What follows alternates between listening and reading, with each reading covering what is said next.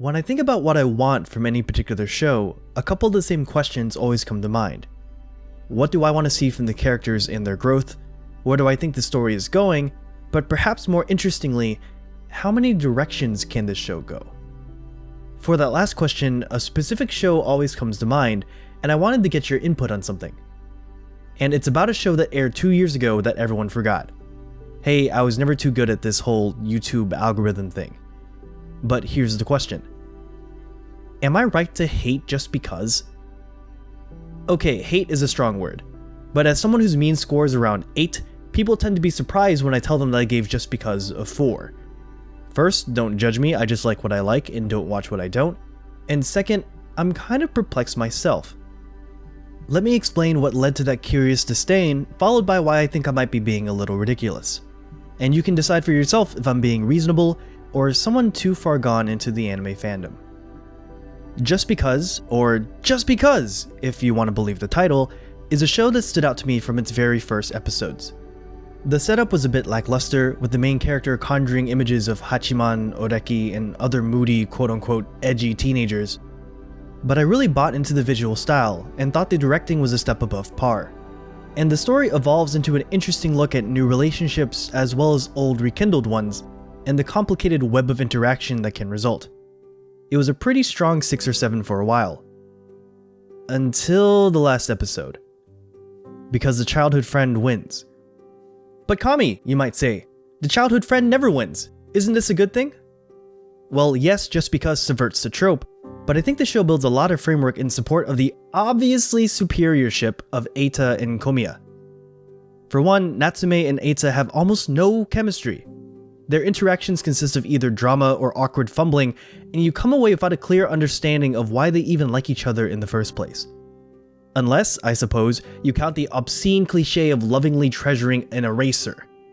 Maybe I should start carrying some around, seeing as they're apparently the key to everlasting love.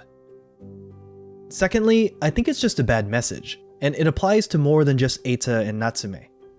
There is a recurring theme of settling for the perhaps inferior, familiar thing in spite of being open to accepting something new.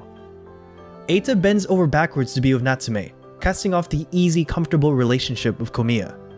He is the one to give up his choice of university for her sake, even if he doesn't end up making it in, and he's the one to try to contact her and not receive a response until the very end of the show, I imagine in service of a dramatic moment. I feel like the other main relationship, Haruto and Morikawa, shares the same issues. Throughout the show, they play cat and mouse until their feelings culminate into 2 key moments, a rejection and a pseudo-acceptance. I call it a pseudo-acceptance because she presents terms that are completely unfair to both of them.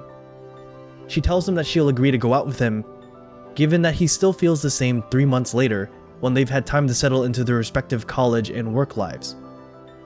While on the surface this looks like an alright compromise, it also puts their relationship into a strange purgatory. People can change a lot, especially within that crucial transition from high school to college, and I think it would be crazy for Haruto to waste precious time waiting on a chance. Ultimately, I think that's what my distaste boils down to. Just Because could have been a decent commentary on putting stock on what is for sure and what you have in your hands, i.e. Komiya or future Morikawa replacement, rather than something that is just a maybe. Instead, it goes in the opposite direction, which in my opinion is far less interesting. But does less interesting, less ambitious, necessarily mean bad? First of all, the essence of my complaint is basically that my ship didn't pan out, which frankly just sounds ridiculous. Eita has a right to be romantically interested in whoever he chooses, and I'm an avid defender of the whole ReZero situation. And who am I to criticize a show that might just want to tell a sweet story where the childhood friend wins for once? Or where life is less cynical and true love prevails over the constraints of time and life changes.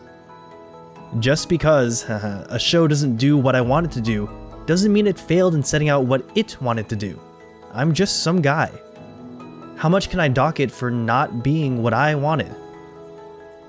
That's the question I leave to you. Let me know in the comments if you judge that I'm justified in jilting just because, or if I'm just some wacko that spends too much time thinking about how much fictional people should like each other. Thanks for watching, and be sure to like and subscribe for more content. Or if you'd like, you can donate to my Patreon. Special thanks to Talon Beskai, Dojin Stuck, the 632nd Quake Gamer, Kire Hanunoki, and Sorola Yor for their support. And of course, if anything I said was wrong, I'm sorry. I must have stuttered.